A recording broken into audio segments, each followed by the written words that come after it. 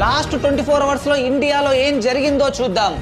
ముంబైలో Shiv Sena deputy leader Rajesh Shah కుమారుడు మిహిర్ షా వేగంగా వచ్చి తన BMW కార్ తో బైక్ పైన వెళ్తున్న దంపతులను ఢీ కొట్టడంతో మహిళ అక్కడికక్కడే మృతి చెందింది. ప్రధాన నిందితుడిగా ఉన్న మిహిర్ షా ప్రస్తుతం పరారీలో ఉన్నాడు.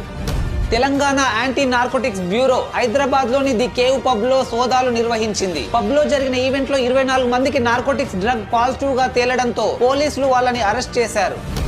29 ఏళ్ల మహిళ ఫ్లైట్ లో ముంబై వెళ్తున్న తన బాయ్ ఫ్రెండ్ ను వెళ్లకుండా ఆపడానికి బెంగళూరు ఎయిర్పోర్ట్ హెల్ప్ లైన్ కు కాల్ చేసి తన బాయ్ ఫ్రెండ్ బాంబ్ క్యారీ చేస్తున్నాడని చెప్పింది. ఫైనల్ గా విషయం తెలుసుకున్న పోలీసులు అమ్మాయి పైన FIR ఫైల్ చేసి కేసు నమోదు చేశారు.